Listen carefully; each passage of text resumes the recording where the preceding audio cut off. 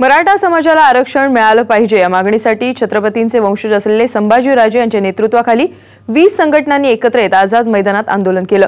त्यांच्या मागण्या आणि आंदोलनाच्या स्वरूपाबाबत संभाजीराजे यांच्याशी संवाद साधलाय आमच्या प्रतिनिधी कपालिनी सिनकर यांनी। मराठा आरक्षणासाठी एक विराट मोर्चा आज आझाद मैदानात दाखल झालेला आहे। छत्रपतींचे वंशज असलेले संभाजी महाराज यांच्या नेतृत्वाखाली हा मोर्चा आहे। साहेब, काय सांगाल, गेली अनेक वर्ष प्रलंबित आहे ही तुमची मागणी?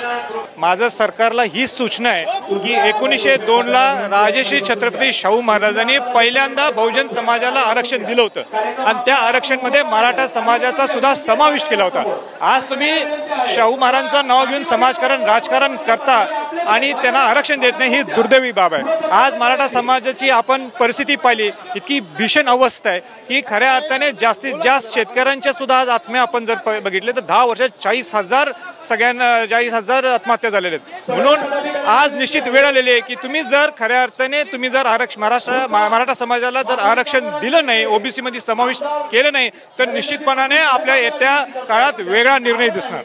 अनेक मराठा नेते आहेत सक्रिय राजकारणात, पण कुणी यासाठी आवाज उठवताना दिसत नाहीये किंवा प्रयत्न करताना दिसत नाहीये। नाही, तो प्रश्न त्यांनाच विचारा, का मराठा समाजासाठी येत नाहीत?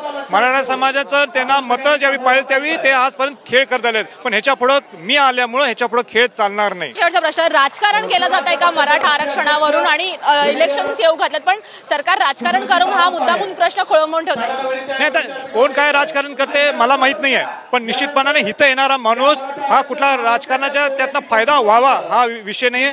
त्यांच्या भीषण अवस्थेत काय ते मार्ग निघावा या दृष्टिकोनातून सगळे एकत्र आलेले आहेत। कॅमेरामन कुमार टेंबरेसह कपालिनी सिनकर, साम टीव्ही मुंबई।